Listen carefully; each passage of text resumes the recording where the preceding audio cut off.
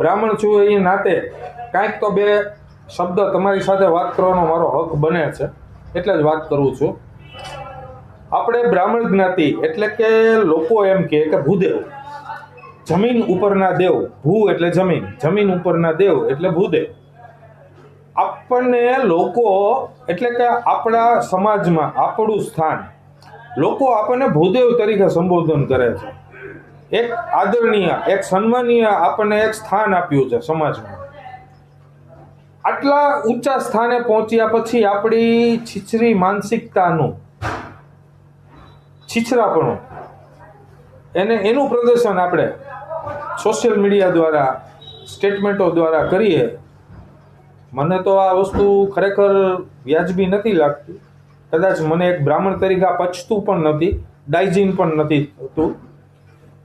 કોઈ પણ જ્ઞાતિ સાહેબ મને એવી બતાવો કે જેમાં આંતરજ્ઞાતિય લગ્ન ના થયા હોય.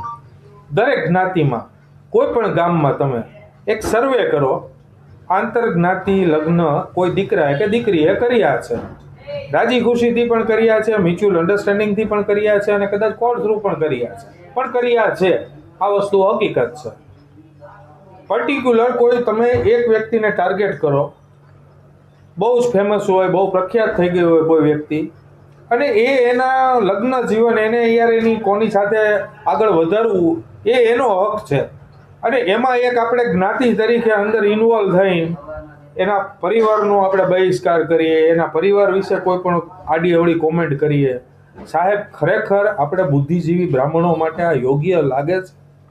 તમને યોગ્ય લાગે છે? મારી વાત સાચી છે કે ખોટી છે? આપણે બ્રાહ્મણો એટલે બ્રોડ માઇન્ડેડ, નેરો માઇન્ડેડ તો છીએ નહીં. વિશાળ હૃદય ને વિશાળ મગજવાળા જ્ઞાની લોકો આપણી સલાહ લેવા આવતા હતા. એની બદલે આપણે આવું છીછરાપણું બતાવીએ, અને એ પણ સોશિયલ મીડિયા દ્વારા, કેટલી અંશે વ્યાજબી છે?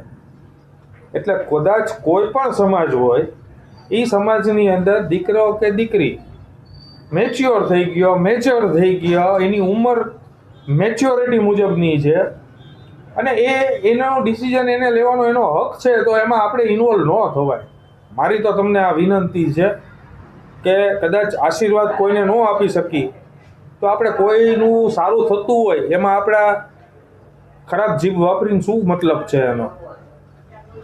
કદાચ ખરાબ લાગે મારી વાત એક બ્રાહ્મણ તરીકેની, તો જય પરશુરામ, જય મહાદેવ, માફ કરજો, પણ સત્ય હતું એટલે મારે બોલવું પડ્યું.